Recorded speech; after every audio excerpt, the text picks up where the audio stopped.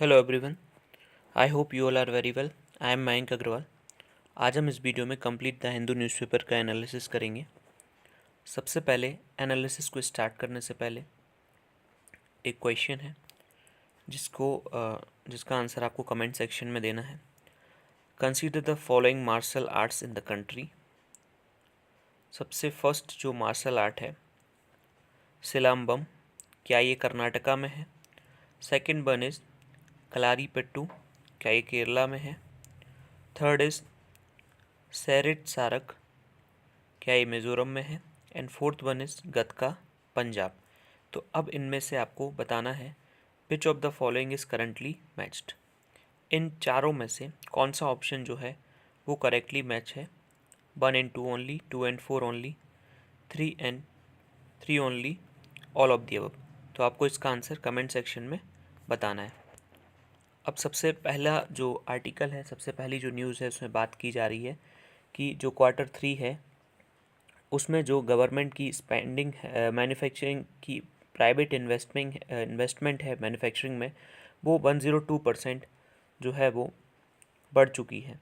तो private investment जो है third quarter of the Q3 वो उसमें 102% सर्ज हुआ है, मींस बहुत ज़्यादा इंक्रीज़ हुई है, जिससे कि इंडिया ने एक हेल्दी 10.3% इंक्रीज़ किया है प्रोजेक्ट स्पेंडिंग में ओवर द प्रीवियस क्वार्टर। तो प्रीवियस क्वार्टर से 102% का सर्ज हुआ है, तो इसको अपन एक बी शेप ग्रोथ जो है वो कह सकते हैं। अब यहाँ पे बात की जाए, जब कोविड-19 पेंडेमिक की सिचुएशन आई थी तो जो गवर्नमेंट का इन्वेस्टमेंट है अक्टूबर से लेकर दिसंबर तक वो पूरी तरह से कोलैप्स हो गया था, और उनका जो न्यू इन्वेस्टमेंट, जो स्टेट्स हैं उनके जो न्यू इन्वेस्टमेंट थे प्रोजेक्ट्स में, वो भी 25% डाउन थे प्रीवियस क्वार्टर से, क्योंकि कोविड-19 की सिचुएशन में सब कुछ अनडिसाइसिव था। तो यहाँ पे बात की जाए तो कैपिटल इनफ्लो की बात की जाए तो महाराष्ट्र एंड आंध्र प्रदेश जो हैं वो 30% जो है न्यू प्रोजेक्ट इन्वेस्टमेंट उन्होंने किया है अपना, जितना भी है उसमें से अक्टूबर और दिसंबर के बीच में, जो कि Q3 होता है। और ऑल इंडिया में जो प्रोजेक्ट इन्वेस्टमेंट की कॉस्ट है वो 2,76,000 करोड़ रुपीज़ है। अब यहाँ पे बात की जाए जो manufacturing, utilities and mining sector में जो इन्वेस्टमेंट है वो बड़ा है, और दूसरी तरफ बात की जाए इरिगेशन और इलेक्ट्रिसिटी प्रोजेक्ट में इन्वेस्टमेंट जो है वो कम हुआ है। अब जो हरियाणा के सीएम हैं उनकी मीटिंग का जो वेन्यू था उसको फार्मर्स ने जो है वो रैंसेक कर दिया। तो जो फार्मर्स हैं वो एजिटेट अभी कंटिन्यूसली कर रहे हैं, और उन्होंने जो हरियाणा के सीएम हैं मनोहर लाल खट्टर, उनको उनकी रैली को जो है वो प्रॉपरली नहीं करने दिया। अब नेक्स्ट बात की जाए जो सुप्रीम कोर्ट ऑफ इंडिया है उसकी जो बेंच है, 5 जज bench of supreme court of India, वो एग्ज़ामिन करेगी 7 पिटीशंस जो कि कोर्ट ने जो अपना रिव्यू दिया था आधार को अपहोल्ड करने के लिए, आधार प्रोग्राम को अपहोल्ड करने के लिए, as a reasonable restriction on individual privacy to fulfil government legitimate aim to provide dignity to the poor. अब गवर्नमेंट का मेन एम ये था कि जितनी भी स्कीम्स होती हैं उन स्कीम्स को अगर सुप्रीम कोर्ट परमिशन दे दे तो प्राइवेसी का कोई इशू ना हो, तो उसको जो है एक तरह से एक लेजिटिमेट कार्ड बनाया जा सके जिससे सारी गवर्नमेंट स्कीम्स को उससे एग्रीगेट किया जा सके। तो उसी के अगेंस्ट जो कांग्रेस के राज्यसभा एमपी हैं जयराम रमेश, उन्होंने एक पिटीशन जो है वो डाली हुई है।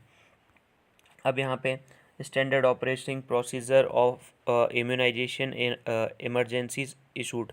तो यहाँ पे स्टैंडर्ड ऑपरेटिंग प्रोसीजर क्या होता है, जब कोई भी काम स्टार्ट किया जाता है तो उसको कैसे करना है, पहले क्या करना है, बाद में क्या करना है, ये स्टैंडर्ड ऑपरेटिंग प्रोसीजर होता है। तो यहाँ पे जो स्टैंडर्ड ऑपरेटिंग प्रोसीजर है वो दिल्ली पुलिस जो है वो वैक्सीनेशन के पहले उसको प्रोवाइड किया गया, क्या फॉलो करना है। दूसरा, shorter parade route more tableaus this Republic Day. तो यहाँ पे बात की जा रही है जो रिपब्लिक डे का सेलिब्रेशन है, जो परेड है जो राजपथ पे होगी, उस परेड का जो साइज़ है वो इस साल थोड़ा शॉर्ट रखा हुआ है, और पहले जो है 8 किलोमीटर लॉन्ग जो परेड होती थी अब उसको जो है वो शॉर्ट करके सिर्फ 3 किलोमीटर किया गया है, कोविड-19 पेंडेमिक की सिचुएशन को देखते हुए, सोशल डिस्टेंसिंग को फॉलो करने के लिए। अब ये सिटी पेज है, सिटी पेज से कोई भी ऐसी इम्पॉर्टेंट नहीं न्यूज़ नहीं है। अब सबसे पहले बात की जाए बर्ड फ्लू की, तो जो संजय लेक है डिक्लेयर्ड अलर्ट जोन, तो यहाँ पे न्यू दिल्ली में बर्ड फ्लू का जो स्केयर है वो बढ़ता जा रहा है अलग अलग पार्ट में। तो जो संजय लेक है उसमें जो है 17 जो डक्स हैं वो डेड पाई गई, इससे कि जो है वो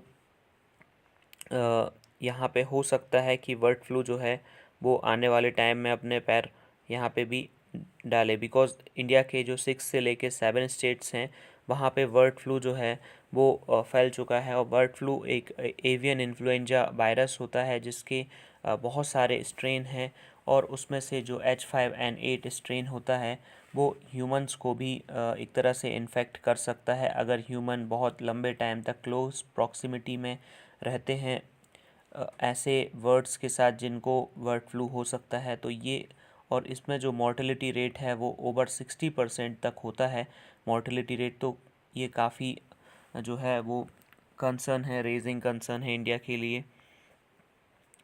अब यहाँ पे नेक्स्ट बात की जाए SC uphold arrest provision in CGST act for tax evasion. अब इशू क्या है, यहाँ पे बात की जा रही है हाई कोर्ट, जो दिल्ली का हाई कोर्ट है उन्होंने टैक्स एवेजन के केस में जो कि CGST जो एक्ट है उसका सेक्शन 69 जो है उसमें टैक्स अथॉरिटीज़ को पावर ऑफ अरेस्ट दिया गया है। अगर कोई पर्सन टैक्स एवेजन करता है तो उसको जो है वो एप्रीहेंड किया जा सकता है, अरेस्ट किया जा सकता है। तो कोई पर्सन है उन्होंने अपनी पिटीशन फाइल की थी, तो कोर्ट ने जो है वो उस लॉ की वैलिडिटी को अपहोल्ड किया है। अब यहाँ पे बात की जाए तो नेक्स्ट ये वाले पेज पे कोई भी ऐसी इम्पोर्टेंट न्यूज़ नहीं है। सबसे पहले जो एडिटोरियल्स हैं उनमें कौन कौन से एडिटोरियल हैं इनको देख लेते हैं। सबसे पहले बात की जाए जो इंडिया के वैक्सीनेशन प्रोग्राम हैं उसमें आखिर क्या एक तरह से जो चैलेंजेस हैं वो हो सकते हैं कि अगर कोई पर्सन है वो कोमॉर्बिडिटीज़ उसमें कुछ हैं और उसको वैक्सीन दी जाती है तो उसके क्या एडवर्स इम्पैक्ट हैं ये देखना होगा। साथ में अगर कोई पर्सन है उसको कुछ पेन हो रहा है या फीवर आ रहा है वैक्सीन लेने के बाद तो उससे क्या उसको प्रॉब्लम्स होंगी, इसको मॉनिटर कैसे किया जाएगा उसके बारे में यहाँ पे बात चल रही है। ये वाला जो आर्टिकल है वो फिर से सेंट्रल विस्टा प्रोजेक्ट को डिस्कस करता है तो उतना इम्पोर्टेंट नहीं है। ये द हिंदू जो है वो डेली कमेंट्री करता है एक टॉपिक से रिलेटेड, और उस टॉपिक से रिलेटेड आपके पास सिर्फ 150 से 250 वर्ड्स होने चाहिए लिखने के लिए। द हिंदू को पूरा पेपर भरना होता है 1000 वर्ड्स से, तो आपको उतना करने की रिक्वायरमेंट नहीं है। अब यहाँ पे बात की जाए जो महाराष्ट्र के भंडारा डिस्ट्रिक्ट में जहाँ पे SNCU जो यूनिट है उसमें आग लग जाने की क्या वजह रही होंगी और गवर्नमेंट क्या किस तरह से प्रिपेयर कर रही है उसके ऊपर यहाँ पे बात की गई है। नेक्स्ट जो रिज़र्व बैंक ऑफ इंडिया की मॉनेटरी पॉलिसी कमेटी है उसने किस तरह का जो स्टैंस लिया था पहले मॉनेटरी पॉलिसी की जो मीटिंग हुई थी उसमें, और आखिर क्यों उस तरह का डिसीज़न लिया था और आगे क्या करना चाहिए उसके ऊपर यहाँ पे बात की गई है। ये वाला जो आर्टिकल है थोड़ा पॉलिटिकली मोटिवेटेड है, tale of two speeches at AMU जो अलीगढ़ मुस्लिम यूनिवर्सिटी है उसमें जो मोदी जी ने अपना वक्तव्य दिया था उसके ऊपर ये बात है। नेक्स्ट आज मंडे है तो आज जो एडिटर होता है वो रीडर्स के आंसर्स देता है तो उसके ऊपर ये आर्टिकल है। नेक्स्ट आज का जो कैरिकेचर है उसमें जो डोनाल्ड ट्रंप हैं अमेरिका के आउटगोइंग प्रेसिडेंट, उनको जो ट्विटर है उसने बैन कर दिया। एक तरह से वो head of the state, sitting head of the state को ये बैन करने का उनका अकाउंट सस्पेंड करने का ये पहली तरह का अपना एक इशू है जिसको ट्विटर ने एक इफ़ेक्टिवली एक तरह से डील किया। अब नेक्स्ट ये वाला जो आर्टिकल है वो इंडिया के लिए क्या अपॉर्चुनिटी हो सकती है इलेक्ट्रिक मोबिलिटी में, जो इलेक्ट्रिक और इलेक्ट्रॉनिक जो ट्रांसपोर्ट है जिसमें कि bike, two wheeler, three wheeler में क्या अपॉर्चुनिटी है इंडिया के लिए और आगे क्या चैलेंजेस हैं। जैसे कि क्रूड ऑयल अगर इंडिया में नहीं होता तो वैसे ही लिथियम भी जो इंडिया में उतनी क्वांटिटी में नहीं मिलती है, जिससे कि इंडिया एक सेल्फ सफिशिएंट कंट्री बन सके अगर इंडिया जो है वो इलेक्ट्रिक मोबिलिटी की तरफ बढ़ना चाहता है। तो सबसे फर्स्ट आर्टिकल को एक बार डिस्कस कर लेते हैं। सबसे फर्स्ट जो आर्टिकल है इसमें बात की गई है एज़ इंडिया जो है वैक्सीनेशन स्टार्ट कर रहा है तो गवर्नमेंट को जो है पब्लिक का ट्रस्ट भी उस प्रोसेस में अब बनाने की कोशिश करनी चाहिए। अब इंडिया जो है वो वर्ल्ड का सबसे बिगेस्ट वैक्सीनेशन प्रोग्राम जो है वो लॉन्च करने जा रहा है, और उसको जो है 16 जनवरी से स्टार्ट किया जा रहा है, जो कि फेस्टिवल सीज़न के बाद स्टार्ट होगा। जैसे कि नॉर्दर्न साइड में मकर संक्रांति और सर्दर्न में बिहू, पोंगल, और नॉर्थ ईस्ट में जो बिहू होता है उसके बाद ये सारी चीज़ें की जानी हैं, जिससे कि डॉक्टर, नर्सेज और सैनिटेशन वर्कर जो कि 3 करोड़ पीपल हैं उनको सबसे पहले वैक्सीन दी जानी है। तो इंडिया ने 2 वैक्सीन को अप्रूव किया है। पहली जो वैक्सीन है वो कोविड शील्ड, जो कि सीरम इंस्टीट्यूट ऑफ इंडिया जो प्रिपेयर कर रहा है, जो कि एस्ट्रोजेनिका और ऑक्सफोर्ड यूनिवर्सिटी के साथ बनाई गई है। और दूसरी जो है कोवैक्सीन, जो कि भारत बायोटेक एक कंपनी है और उसने प्रिपेयर की है, हैदराबाद बेस्ड एक कंपनी है। लेकिन अभी भी ये अनक्लियर है कि किसको कौन सी वैक्सीन प्रोवाइड की जाएगी, किस पर्सन को कौन सी वैक्सीन प्रोवाइड की जाएगी। अब यहाँ पे एक कंडीशन ये है कि ज़्यादा डोजेस कोविड शील्ड के अवेलेबल हैं देन कोवैक्सीन। अब यहाँ पे 5:1 का रेशियो है। अगर 1 करोड़ कोवैक्सीन के डोजेज़ अवेलेबल हैं तो 5 करोड़ कोविड शील्ड के डोजेज़ अवेलेबल हैं। और यहाँ पे कुछ मंथ लग सकते हैं before the 30 million prioritise get one of their doses.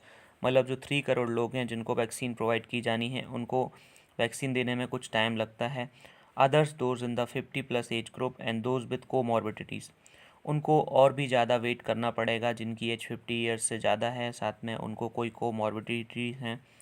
तो अब यहाँ पे सिचुएशन जो वैक्सीन जो प्रोवाइड की जा रही है, जैसे कि फाइज़र, मॉडर्ना, उन्होंने इंपोर्ट को अलाउ नहीं किया है कोई प्राइवेट सेक्टर को। मतलब कोई कंपनीज़, कोई जो कि हॉस्पिटल की चेन है, कोई बड़ी कंपनीज़ हैं इंडिया में जो हॉस्पिटल की चेन को चलाती हैं, तो वो ऐसे मॉडर्ना और फाइज़र की जो वैक्सीन है खुद से लेके प्राइवेट में इनैक्यूलेट नहीं कर सकती। अगर कोई पर्सन उसको लेना भी चाहता है अपने सेल्फ विल पे, अपना पैसा खर्च करके, तो गवर्नमेंट ने अभी ऐसी कोई पॉलिसी फ्रेमवर्क जो है वो नहीं बनाया है।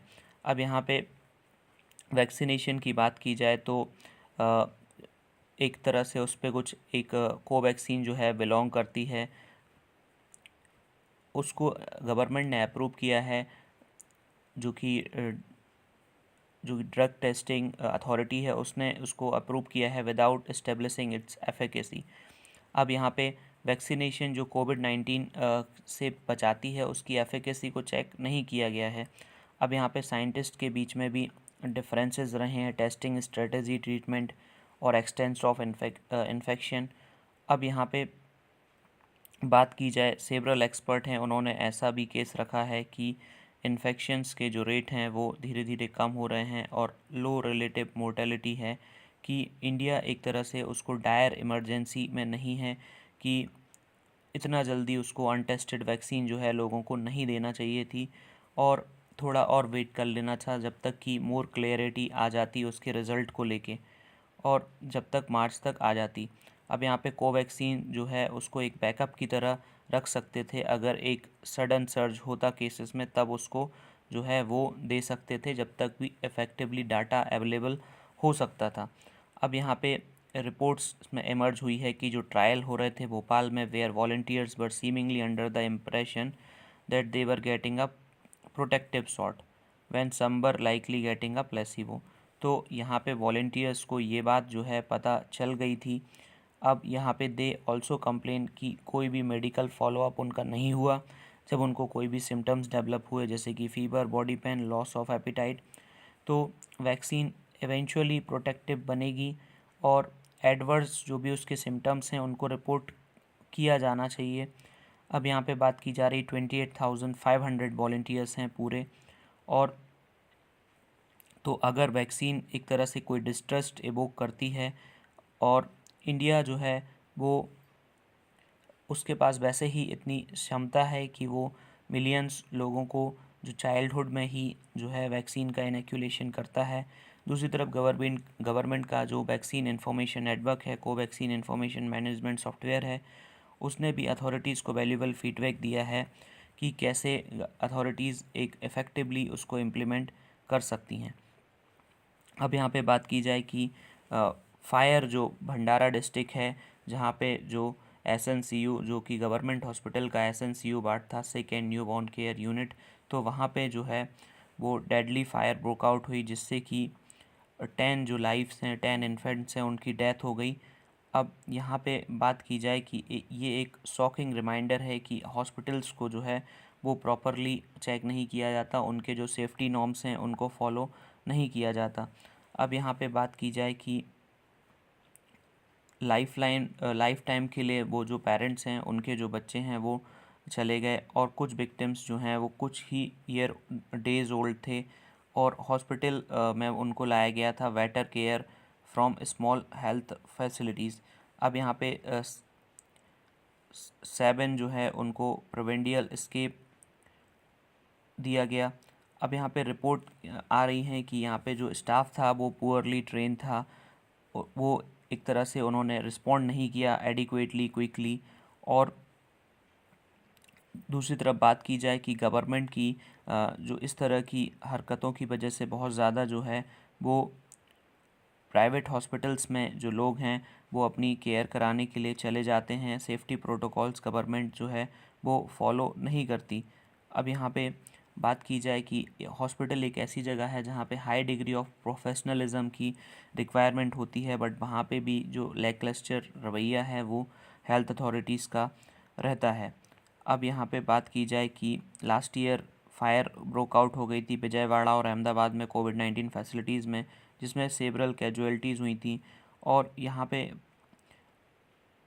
पुअर जो ओवरसाइट थी फायर अथॉरिटीज़ की, फॉल्टी इलेक्ट्रिकल रिपेयर्स हुए थे। महाराष्ट्र गवर्नमेंट ने भी ऑर्डर दिया है कि जो भंडारा फायर है उसकी जो रिपोर्ट है उसको 3 डेज़ के अंडर प्रिपेयर किया जाना है। अब यहाँ पे बात की जाए जो हॉस्पिटल फायर हैं वो पूरी तरह से अलग ही चीज़ है।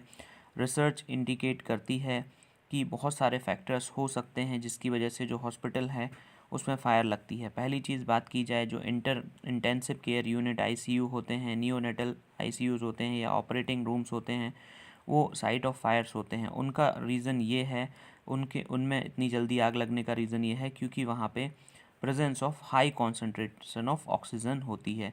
ज़्यादा मात्रा में ऑक्सीजन प्रेजेंट होने की वजह से उसमें एक कन्फाइंड स्पेस में ज़्यादा ऑक्सीजन प्रेजेंट होने की वजह से जो वहाँ मशीन हैं उनको एक तरह से इग्निशन टेम्परेचर रीच होने के बाद वहाँ पे बहुत जल्दी ही आग जो है वो लग जाती है। अब यहाँ पे नेशनल बिल्डिंग सेफ्टी कोड जो हैं वो अगेंस्ट इंटरनेशनल प्रैक्टिस हैं। ऑक्सीजन मॉनिटर्स जो हैं हॉस्पिटल रूम के जो हैं वो उनको इस तरह से रखना चाहिए कि वो जो वर्ल्ड नॉर्म्स हैं ऑक्सीजन को रखने के किसी भी रूम में जिससे कि आग ना लगे, उसको 23.5% रखा गया है US national fire protection association के द्वारा। तो अगर ऐसा किया जाता है तो इससे एक्सीडेंट से बचा जा सकता है।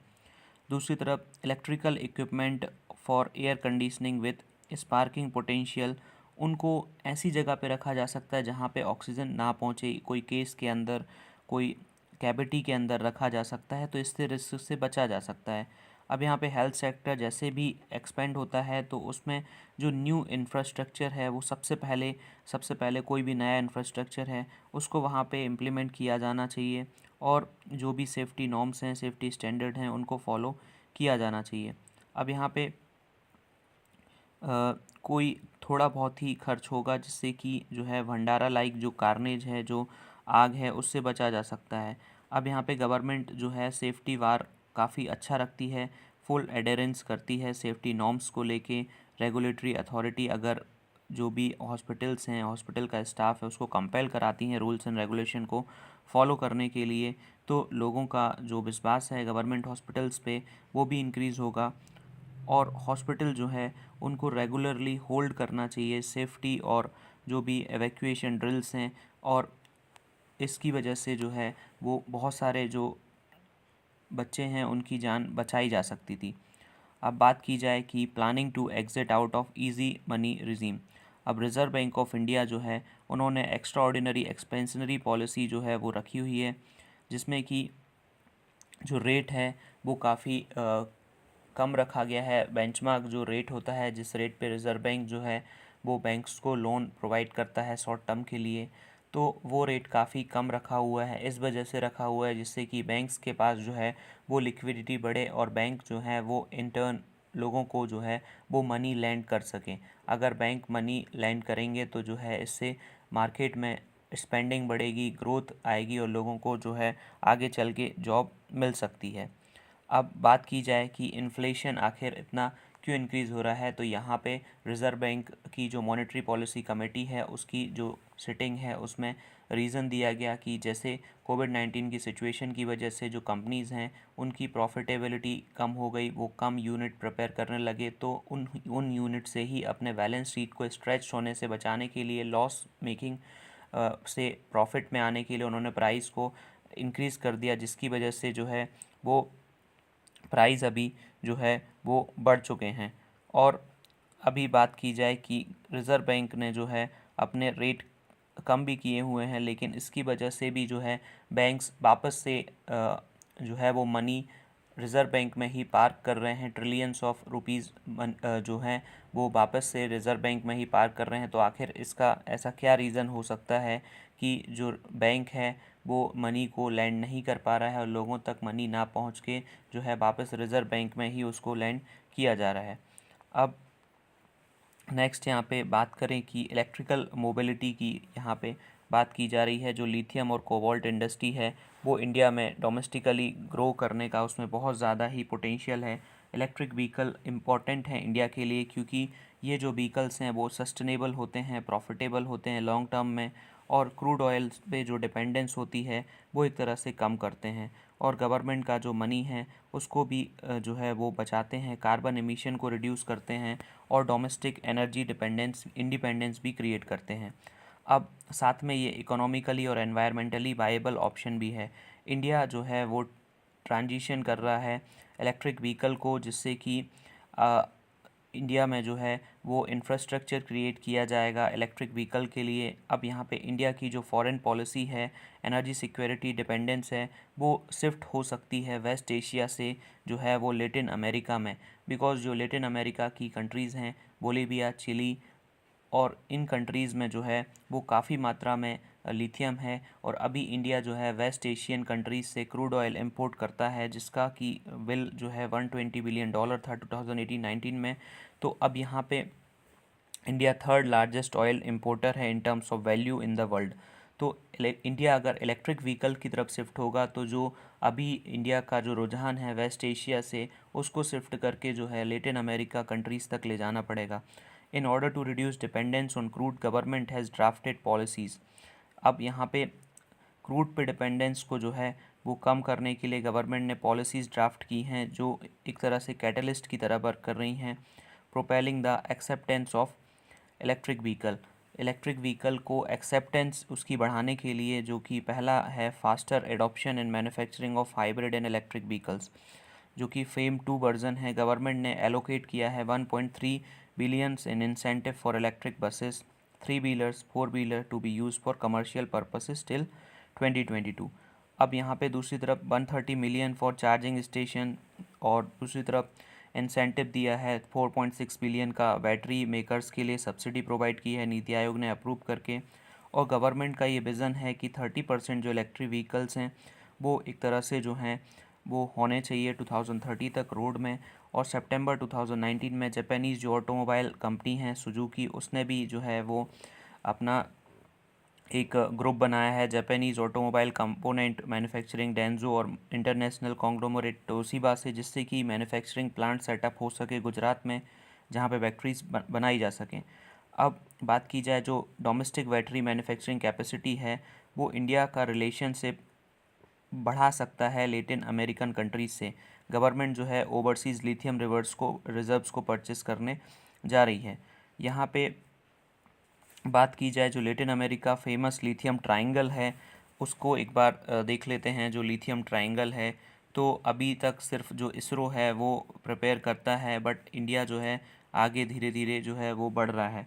यहाँ पे ये तीन जो कंट्रीज़ हैं उनका एक तरह से जो लिथियम ट्रायंगल है, ये तीनों कंट्रीज़ जो हैं वो लेटिन अमेरिका में आती हैं, जिसमें कि बोलीविया का western part, south western part, Chile का eastern central eastern part and Argentina का नॉर्थ वेस्टर्न जो पार्ट है। इस रीजन में काफ़ी हद तक बहुत ज़्यादा मात्रा में जो है वो लिथियम आयन पाया जाता है। लिथियम जो है वो उपलब्ध रहता है, तो इसको जो है वो यूज़ किया जा सकता है। अब यहाँ पे बात की जाए कि 80% जो है वो इन 3 कंट्रीज़ में ही लिथियम मिलता है। तो लेटिन अमेरिका में जो है वो production mainly Argentina, Chile and Bolivia से आता है। ये आपका काफ़ी इंपॉर्टेंट क्वेश्चन हो सकता है कि जो लिथियम ट्रायंगल है उसमें कौन सी कंट्री बिलोंग करती हैं। अब यहाँ पे फाइन मिनरल एसिड को आखिर कैसे इंडिया रिज़र्व करने की बात कर रहा है, तो इंडिया की जो कंपनी है नाल्को, HCL और मिनरल एक्सप्लोरेशन कॉरपोरेशन लिमिटेड, ये तीनों ने एक जॉइंट वेंचर जो है बनाया है जिसको खनिज विदेश लिमिटेड इंडिया बोला जाता है। तो यहाँ पे लिथियम और कोबाल्ट के जो कमर्शियल यूज़ के लिए वहाँ की जो साइट हैं उन पे डोमेस्टिक रिक्वायरमेंट के लिए प्रोडक्शन किया जाएगा। अब यहाँ पे इंडिया जो है उसकी अभी जो डिमांड है एट प्रेजेंट में वो चाइना फुलफ़िल करता है, वियतनाम, हांगकांग। लास्ट 2 ईयर में इंडिया जो है 384 मिलियन की जो बैटरी इंपोर्ट की थी वो उसको बढ़ा के 1.2 बिलियन जो है वो हो चुका है। तो इंडिया को बहुत जल्दी ही अपनी जो मैन्युफैक्चरिंग कैपेसिटी है उसको बढ़ाना चाहिए, बिकॉज़ आने वाले टाइम में जो अदर कंट्रीज़ हैं उनका भी जो रुझान है वो लिथियम की ओर बढ़ेगा। तो इससे जो है प्राइस भी काफ़ी हद तक इंक्रीज़ हो सकते हैं। तो गवर्नमेंट को इस ओर ध्यान देना चाहिए कि काफ़ी जल्दी ही बैटरी के मैन्युफैक्चरिंग की कैपेसिटी इंडिया में डेवलप की जाए। अब यहाँ पे लिथियम को जो है वो एक ड्रग की तरह भी यूज़ किया जाता है बाइपोलर डिसऑर्डर, और दूसरी तरफ पॉल्यूटेड जो है पॉल्यूशन को भी, कार्बन एमिशन को भी चेक करने के लिए इसको यूज़ किया जाएगा, क्योंकि वो जो है डीजल पेट्रोल का सब्सिट्यूट बन जाएगा। इंडिया जो है बिगेस्ट ट्रेडिंग पार्टनर है लेटिन अमेरिका में, ब्राज़ील, मेक्सिको, वेनेजुएला, और 14 से 20% जो इंडिया का टोटल क्रूड का बिल है वो इन कंट्रीज़ को जाता है। लेकिन वो एक तरह से शिफ्ट हो सकता है लिथियम और कोबाल्ट की ओर। तो इंडियन गवर्नमेंट को इनिशिएट करना चाहिए फ्रंट सीट लेने के लिए इलेक्ट्रिक मोबिलिटी में, और प्रिम्प्टिव एक्शन जो है हाई लेवल डेलीगेशन, जिससे कि ज़्यादा पता चल सके कहाँ पे अवेलेबल है लिथियम, और जॉइंट वेंचर आ सकें डोमेस्टिक मार्केट में, जिससे कि लॉन्ग टर्म एक सॉल्यूशन मिल सके अपनी सिटीज़ को क्लीन रखने के लिए, नया मार्केट और नई जॉब क्रिएट हो, और इंडिया जो प्राइम मिनिस्टर का एम है आत्मनिर्भर भारत का वो भी पूरा हो सके। ये बात यहाँ पे की जा रही है। नेक्स्ट, यहाँ पे कोई भी ऐसी इम्पोर्टेंट न्यूज़ नहीं है जिसको जो है वो डिस्कस करें। अब यहाँ पे बात की जा रही है कि experts are in favour of simultaneous election. जो प्राइम मिनिस्टर का विज़न है कि सारे इलेक्शंस जो हैं वो एक ही पर्टिकुलर टाइम में होने चाहिए, सारी असेंबलीज़ और लोकसभा के जो इलेक्शन है इससे बहुत ज़्यादा जो स्पेंडिंग है, साथ में गवर्नमेंट जो पब्लिक को एक तरह से फ्री डोल प्रोवाइड करती हैं, कोई भी चीज़ें फ्री व्याज होता है इलेक्शन के पहले, वो भी काफ़ी हद तक रुक सकता है। और टाइम जो मोरल कोड ऑफ कंडक्ट लगाने से बहुत सारा जो डेवलपमेंटल वर्क है वो इम्पेक्ट होता है, उसमें वो भी कम किया जा सकता है। तो उसके ऊपर जो है वो बात की जा रही है, जिसमें कि बहुत सारे जो लीगल इल्यूमिनरीज हैं, जैसे कि सोली सोराबजी जो कि अटॉर्नी जनरल ऑफ इंडिया रह चुके हैं, सुभाष कश्यप जो कि कॉन्स्टिट्यूशनल एक्सपर्ट हैं, उन्होंने एक तरह से अपनी बात रखी है कि इलेक्शन जो हैं वो कॉन्करेंटली हो सकते हैं, बट यहाँ पे कुछ ऐसी प्रॉब्लम्स हैं कि अगर कोई हंग असेंबली होती है या हंग पार्लियामेंट होता है तो उस केस में जो है वो कैसे उसको एक तरह से उससे कैसे बचा जा सकेगा, ये बात यहाँ पे की जा रही है।